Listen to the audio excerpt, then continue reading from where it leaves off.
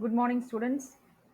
And today I have prepared a detailed summary for this poem, The Railway Clerk, and also a few question answers I have prepared. So we will discuss the question answers and the summary now. Okay. So the title of the poem is The Railway Clerk by Nissim Ezekiel. The poem, The Railway Clerk, is taken from his collection of, that is Nissim Ezekiel's collection of poems called Hymns in Darkness. Okay, so this poem is The Railway Clerk is taken from his collection of poems, and the title of that book is Hymns in Darkness. And the poem is an illustrative example of the satirical vein in Ezekiel's poetry, spiced with pathos. So, what does this mean?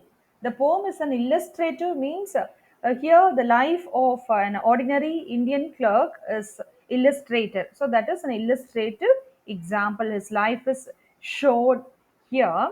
An ordinary railway clerk's life is shown here in the poem, and also a satirical vein. Satirical. What is satire? Satire is nothing but criticizing. Okay, so he's the railway clerk is the typical middle class man.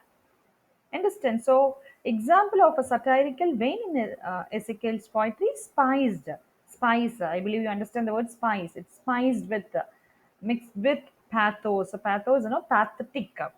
His condition is pathetic, pitiful, and the helplessness of a lower middle class Indian clerk is depicted in the poem. Helplessness of a lower middle class clerk is shown or discussed in the poem. He is helpless.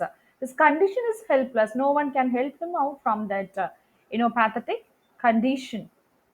And the railway clerk is upset. The speaker of the poem is upset against the dim background of the typical Indian lower middle class life with its pent up frustrations.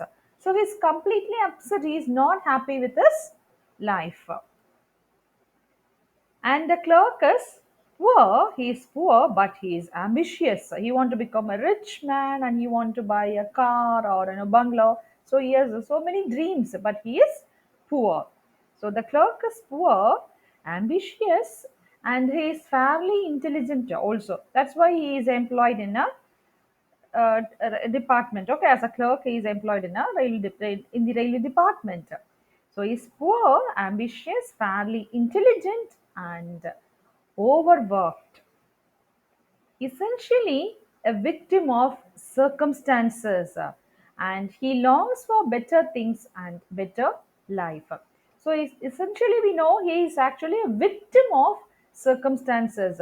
So, we sometimes blame the destiny, we blame the fate, saying that, I'm capable of doing great things or many things, but what to do? My time is not favoring me. Okay, so we blame the destiny. So essentially, he is hardworking. He is hardworking, and he is ready to put his 100% effort. But he is not rewarded in any way. His work is not appreciated. So he is a victim of circumstances. And what does he long for? He longs for, like any Indian typical, any middle class man. Okay, like any Indian middle class man, he longs for better things and better life. So his dreams are, so simple, not big great dreams. He doesn't have great dreams. His dreams are ordinary, for better things and better life. But he's pestered. Pestered is, irritated, or disturbed by his peevish wife, who always asks for money. See, because her condition is also helpless. She has to run the family, and she asks for money. And when she asks for money, this man, the husband, the railway clerk, is irritated, and he tries hard to make both ends meet in a materialistic urban society. And the next pathetic condition is, he lives in an urban society. Urban society is, city. He is living in Mumbai city, and it's very difficult for him to adjust or to live in such a city.